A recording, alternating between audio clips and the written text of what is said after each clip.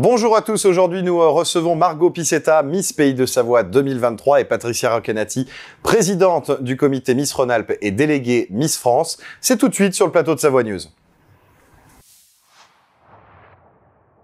Margot Picetta, bonjour. Bonjour Hugo. Merci d'être avec nous Merci pour l'invitation. Et d'accepter cette invitation. Justement, vous avez été élue Miss Pays de Savoie 2023 le 1er juillet dernier, c'était à Bourg-Saint-Maurice. Absolument. Qu'est-ce que ça fait ? C'était incroyable. C'est encore une sensation tellement magique. On a du mal à se rendre compte de la suite des choses. En fait, on est tout à coup élu, on nous pose une couronne sur la tête, une écharpe, et puis c'est parti. On est tout de suite dans l'aventure Miss Rhône-Alpes. Donc c'est vrai que l'enchaînement des choses est incroyable. Mais je remercie mon comité pour tout ce qu'il m'apporte, tout ce qu'il me permet de faire. Donc voilà, je suis vraiment ravie. Pour vous présenter un petit peu plus au public savoyard et aux Savoyards, d'où venez-vous, quel âge avez-vous et qu'est-ce que vous faites dans la vie ?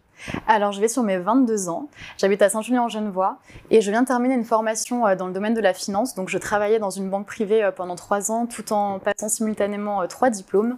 Et à la rentrée prochaine, je poursuivrai mes études en faculté d'économie et management, voilà, pour rester un petit peu dans le même domaine. Joli parcours, très joli parcours. Alors justement, pour bien comprendre le fonctionnement et les étapes différentes pour arriver à Miss Rhône-Alpes, élection qualificative évidemment pour participer après à Miss France, on te le souhaite. Comment ça se passe, Patricia Roccanati, justement, les étapes? Bonjour Hugo. Alors effectivement, la région Rhône-Alpes, elle est très structurée au niveau des élections. On a pour certains départements des élections locales, des élections départementales, c'est le cas en Pays de Savoie, et ensuite des élections, l'élection régionale qui emmène à l'élection de Miss France. Donc au départ, dans toute la région, on a entre 450 et 600 jeunes filles qui se présentent. Et puis après, après l'étape locale, il en reste une centaine. Et puis après l'étape départementale, on a 20 candidates pour l'élection régionale et il n'en restera qu'une pour aller à Miss France. Donc ça veut dire quand on mélange vraiment tous les comités dans la France entière, tous les comités départementaux, il y a combien de candidates au départ justement pour la couronne finale à Miss France? Alors les autres régions, je pourrais pas en parler, je sais pas exactement comment ça se passe. Nous, on est une très grosse région avec 8 départements, avec des locales, ce qui est pas forcément le cas non plus dans les autres régions. Donc je ne sais pas combien de jeunes filles ils ont eux, mais nous en tout cas depuis 3 ans, on est entre 450-600 jeunes filles au départ qui font les castings ou les élections, les premières élections. C'est absolument énorme. Voilà. C'est vrai, ça fait beaucoup de monde pour une place justement à la fin. L'ambiance entre les candidates quand on participe aux élections de Miss, est-ce que justement ça se crêpe un peu le chignon, c'est pas facile, ou est-ce qu'il y a de l'entraide, un fair play? Alors c'est vrai que c'est une question que beaucoup de gens se posent. Merci de me la poser. L'ambiance est vraiment super. Ça serait mentir que de dire le contraire. Vraiment, j'ai eu de la chance de rencontrer 2 promos, que ce soit pour Miss Pays de Savoie ou pour Miss Rhône-Alpes, 2 promos en or. Et comme je l'avais dit, au moment où j'ai été élue Miss Pays de Savoie, en réalité, c'était presque une colonie de vacances, plus qu'une compétition. Toutes les filles étaient gentilles entre elles, il y avait beaucoup de bienveillance. Donc vraiment, on peut s'attendre au contraire, mais l'ambiance est vraiment super entre nous.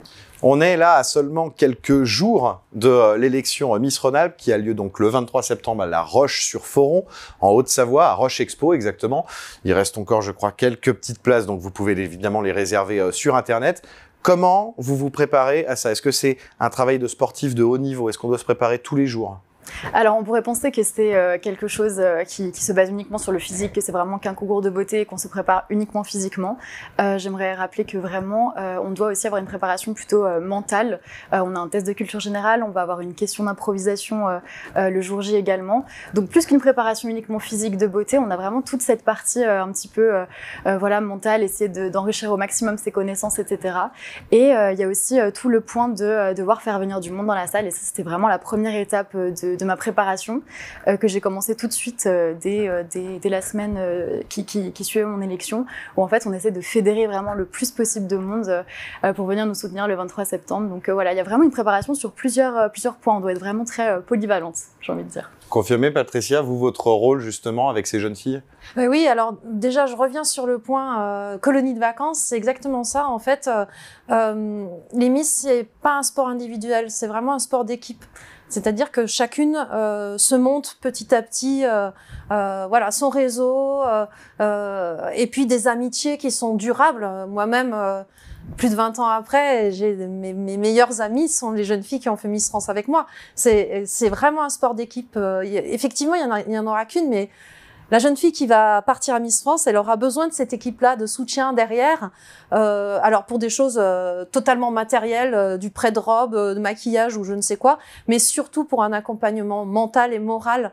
Avoir ses copines qui sont derrière soi, c'est tout l'or qu'on peut lui souhaiter. C'est très important, voilà. Avec de belles valeurs. Justement, l'élection de Miss France, mais comme justement les élections aussi locales, je crois que les règlements ont changé. Il y a moins de contraintes, moins de conditions maintenant pour que les jeunes filles puissent candidater à une élection. Eh ben, au même titre que la société évolue, effectivement, la société Miss France a évolué sur ces points-là et le seul critère qui reste encore actif aujourd'hui, c'est de faire 1,70 m minimum. Voilà. Autrement, ben, qu'on soit mariée, tatouée, maman ou quoi que ce soit, voilà, dans le règlement, c'est autorisé, on peut participer. Alors le but maintenant en Savoie, ça va être que les gens votent du coup pour notre représentante des Pays de Savoie, Margot. Margot, qu'est-ce qu'on pourrait dire justement pour influencer les gens pour qu'ils puissent voter pour vous ?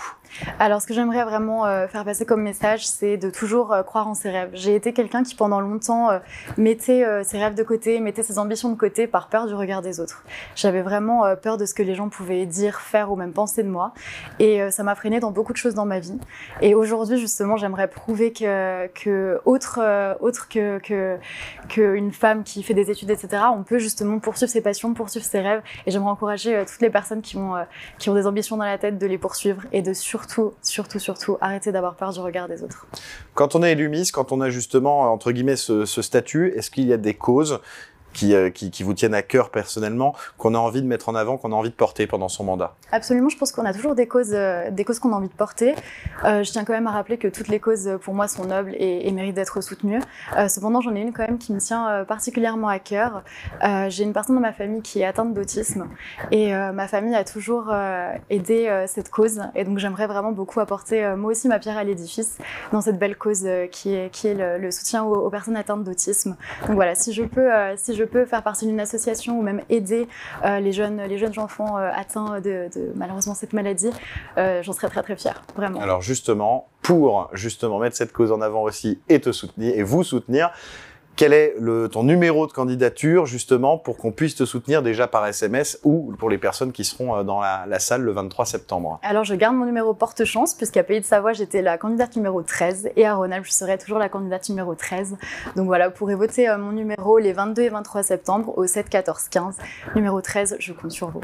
Vous avez toutes les infos. Donc rendez-vous le 23 septembre à La Roche-sur-Foron, à Roche Expo exactement, pour l'élection de Miss Rhône-Alpes. Merci Patricia Recanati d'avoir été avec nous et merci Margot Picetta. Merci à vous. Et on se retrouve très bientôt sur Savoie News.